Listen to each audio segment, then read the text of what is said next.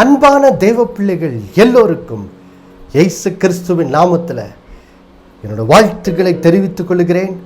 பிதாவாகிய தேவனாலும் நம்முடைய கர்த்தராகிய இயேசு கிறிஸ்துவினாலும் உங்கள் எல்லோட வாழ்விலும் கிருபையும் சமாதானமும் உண்டாவதாக என்று சொல்லி உங்களை வாழ்த்துவதிலே நான் மிகுந்த மகிழ்ச்சி அடைகிறேன். தேவ பிள்ளைகளே, நாம் ஒரு முக்கியமான சத்தியத்தை கடந்த ஓரிரு வாரங்களாக தியானித்து வருகிறோம். அது என்னது? ஒரு மனுஷனுடைய வாழ்க்கையிலே பாவ சோதனை எப்படி வருகிறது, அந்த சோதனை எப்படி ஒரு மனுஷனோட வாழ்க்கையில் கிரியை செய்கிறது, எப்படி மனுஷன் பாவத்துக்கு அடிமைப்படுகிறான், எப்படி பாவம் அவனை அழிக்கிறது, எப்படி அந்த பாவத்தின் வல்லமை அது கிரியை செய்கிற வழி என்ன, இதை குறித்த ஒரு தெளிவான ஒரு போதனையை நாம் என்ன செய்கிறோம், இப்பொழுது பார்த்து வருகிறோம். தேவ பிள்ளைகளை, மறுபடியுமாய் யாக்கோபு நிருபம் 1ஆம் அதிகாரம் 14வது வசனம் மற்றும் 15வது வசனத்தை நாம் வாசிக்க கேட்கலாம். யாக்கோபு 1ஆம் அதிகாரம் 14வது வசனம். அவனவன் தன் தன் சுய இச்சையினாலே இழுக்கப்பட்டு சிக்குண்டு சோதிக்கப்படுகிறான். பின்பு இச்சையானது கர்ப்பம் தரித்து பாவத்தை பிறப்பிக்கும். பாவம் பூரணமாகும் போது மரணத்தை பிறப்பிக்கும். பாருங்கள் தேவ பிள்ளைகளே, நாம்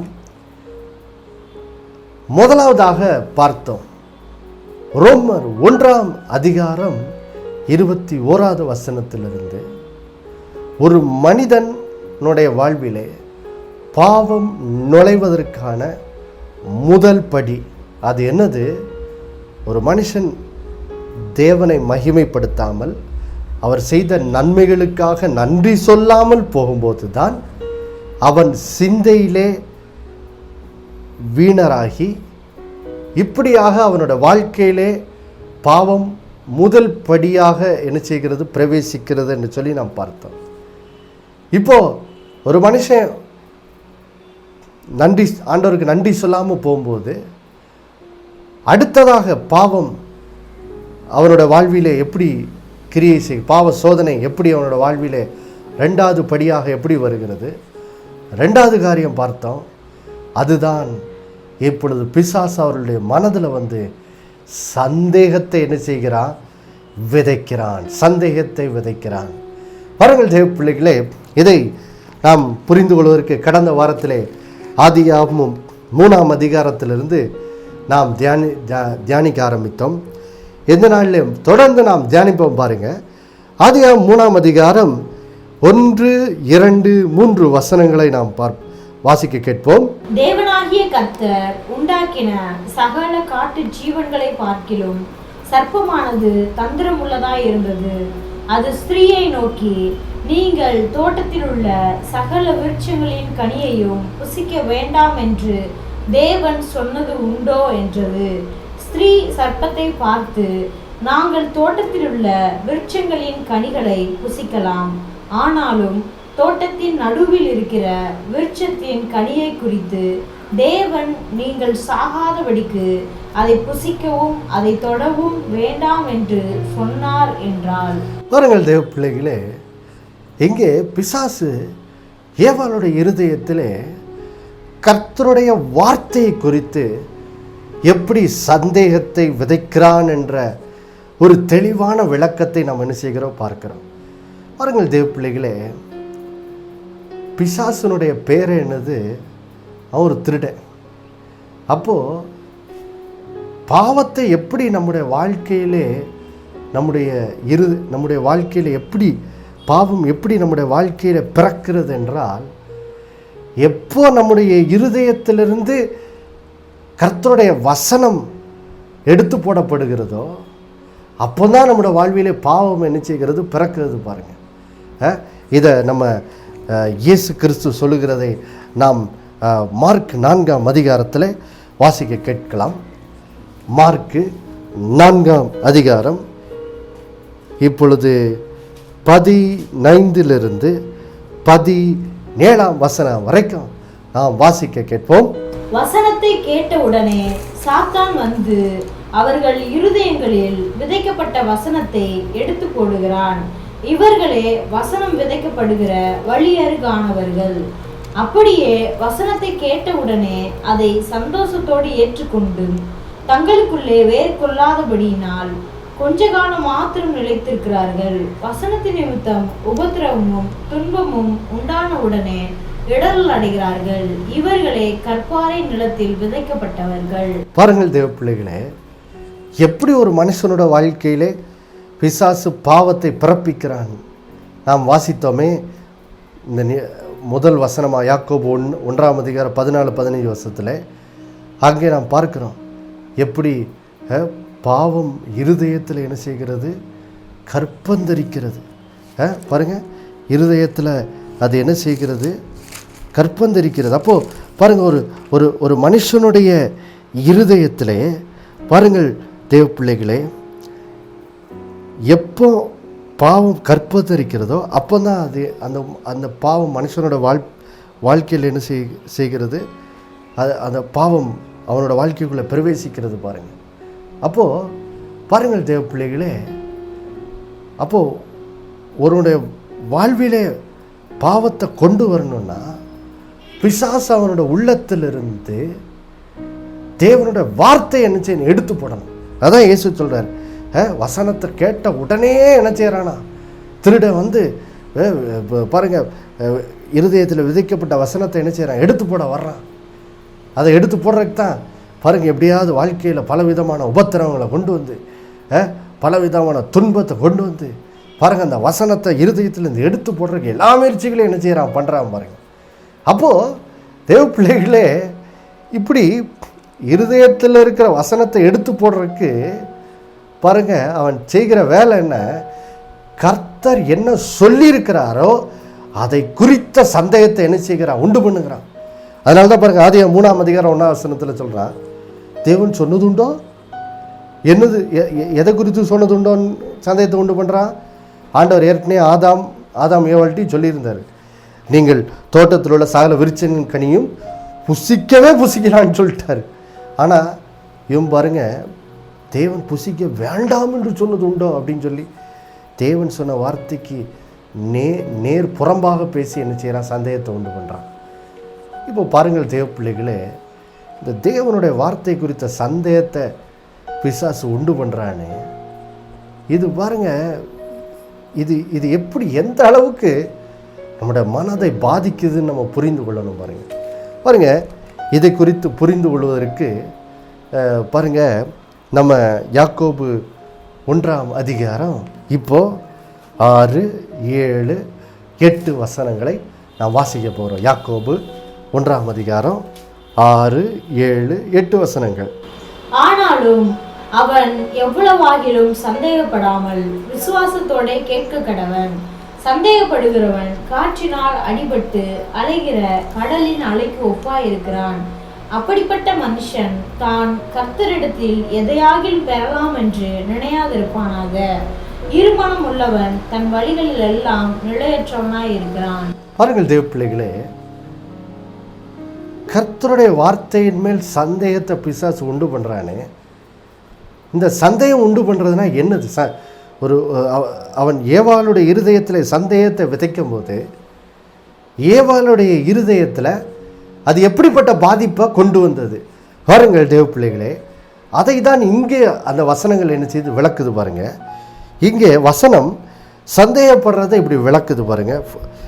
முதல் விளக்கம் இப்படி கொடுக்கிறது, சந்தேகப்படுகிறவன் காற்றினால் அடிபட்டு அலைகிற கடலின் அலைக்கு என்ன செய்கிறான், ஒப்பாக இருக்கிறான்.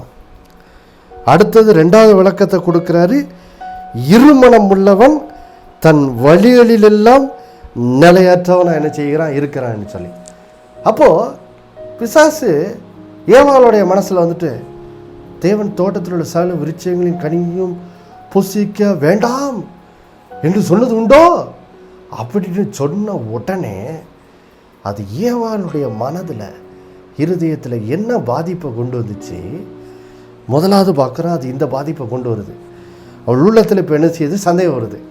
சந்தேகம் வருதுன்னா என்ன அர்த்தம், அது காற்றினால் அடிபட்டு அலைகிற கடலின் அலைக்கு என்னது ஒப்பாக இருக்குது பாருங்க.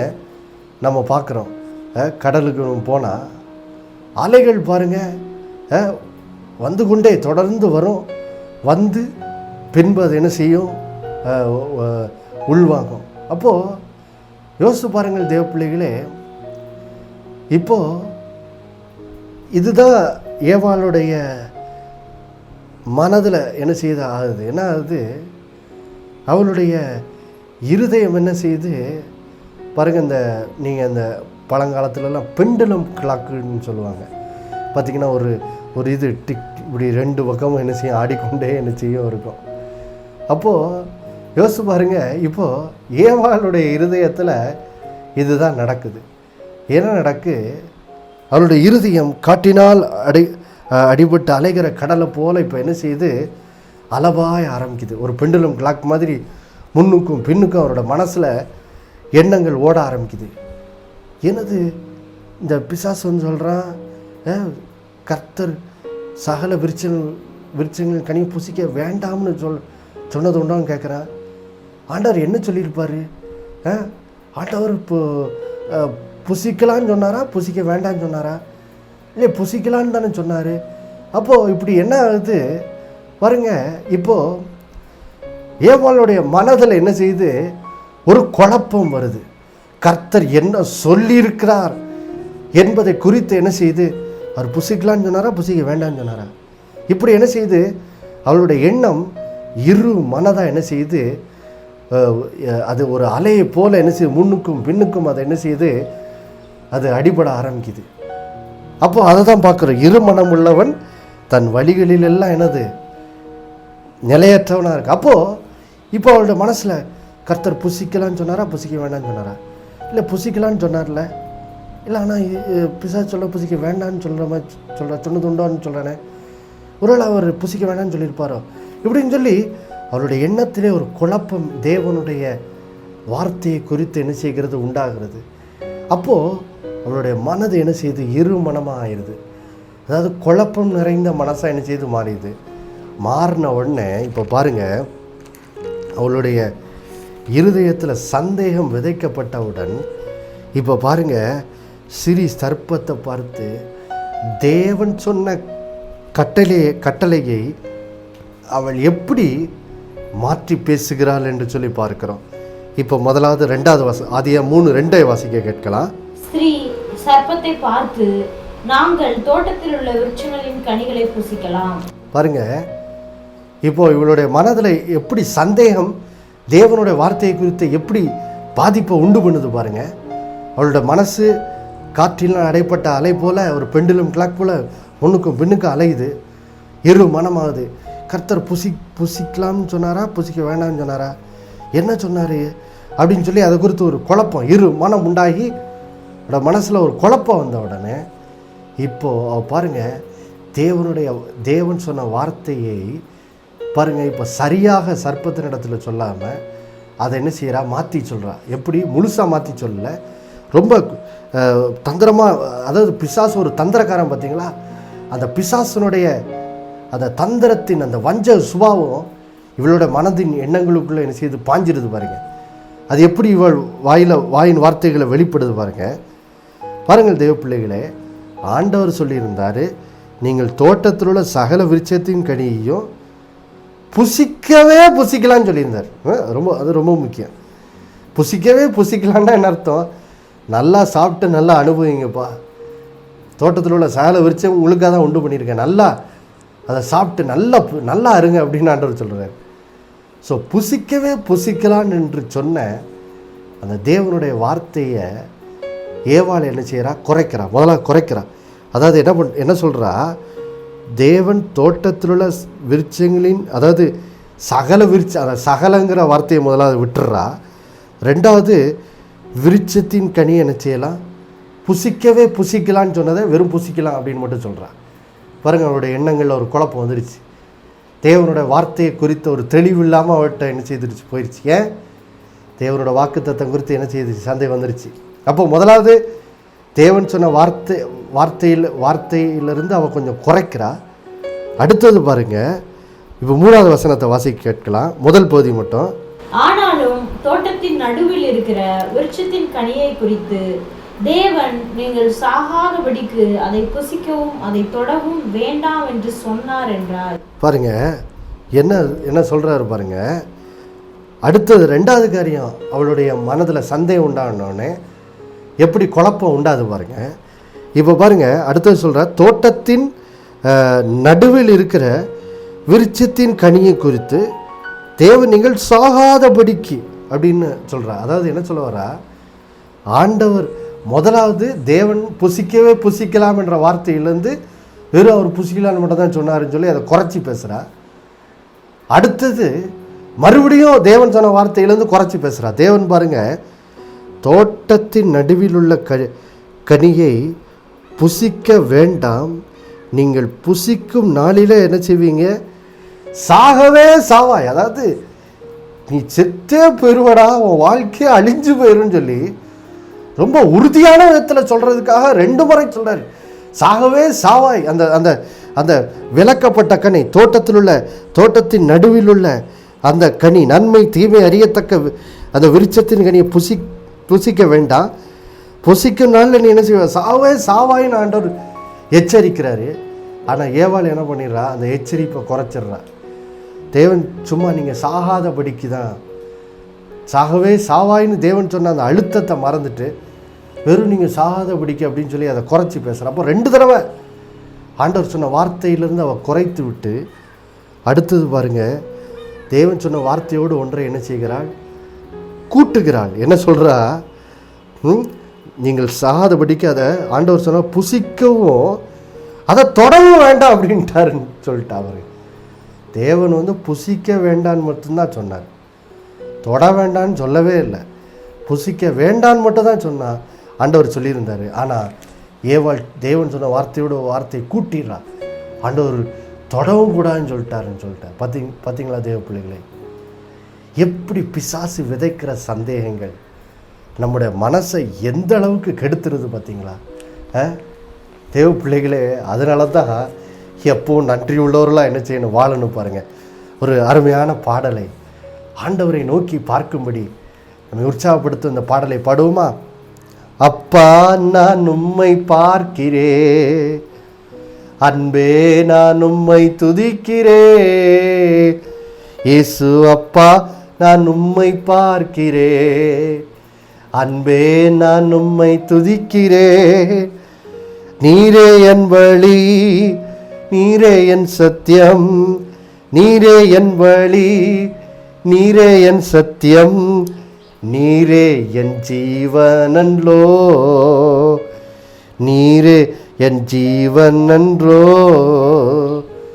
அப்பா நான் உம்மை பார்க்கிறே, அன்பே நான் உம்மை துதிக்கிறே, இயேசு அப்பா நான் உம்மை பார்க்கிறே, அப்பாவும் நீரே, அம்மாவும் நீரே, அப்பாவும் நீரே, அம்மாவும் நீரே, நான் உந்தன் பிள்ளை என்றோ, நான் உந்தன் பிள்ளை என்றோ, அப்பா நான் உம்மை பார்க்கிறே, அன்பே நான் உம்மை துதிக்கிறே, இயேசு அப்பா நான் உம்மை பார்க்கிறேன். ஆம் பிரியமானவர்களே, பாருங்க, எப்போ நம்ம ஆண்டவருக்கு நன்றி சொல்லி நம்முடைய கண்களை அவர் மேலே பதித்திருக்கிற அந்த காரியத்திலிருந்து எப்போ நம்முடைய மனதின் எண்ணங்கள் விலகுதோ, பாருங்க, நம்ம மனது எப்படி இருக்கணும், ஆண்டவருக்கு எப்போ நன்றி சொல்லி நம்முடைய கண்கள் அவர் மேலே பதிந்திருக்கணும், கர்த்தர் மேலே. ஆனால் எப்போ நம்ம நன்றி சொல்றதை நிறுத்தி கர்த்தர் செய்த நன்மைகளை மறந்து, எப்போ நம்முடைய மனதின் எண்ணங்களில் எப்பொழுதும் கர்த்தரை குறித்தும் அவருடைய வார்த்தை குறித்தும் சிந்திக்கிறதை எப்போ நிறுத்துகிறோமோ, அப்போ என்ன ஆகுது, பிசாசு நம்முடைய மனதிலே கர்த்தருடைய வாக்கு தத்தத்தை குறித்து, வசனத்தை குறித்த சந்தேகத்தை விதைச்சி தேவனுடைய வார்த்தையை குறித்த ஒரு குழப்பத்தை நம்முடைய மனதில் என்ன செய்கிறான், உண்டாக்கிடுறான். அது எந்த அளவுக்கு நம்மை குழப்பி விடுகிறது. ஒன்று, தேவன் சொன்ன வார்த்தையிலிருந்து நம்ம குறைத்து நினைக்கிறவர்களாக ஆயிடுறோம். ரெண்டாவது, தேவனோட வார்த்தையோடு கூட்டி பேசுகிறவர்களாகவும் என்ன செய்து ஆயிடுறோம் பாருங்கள்.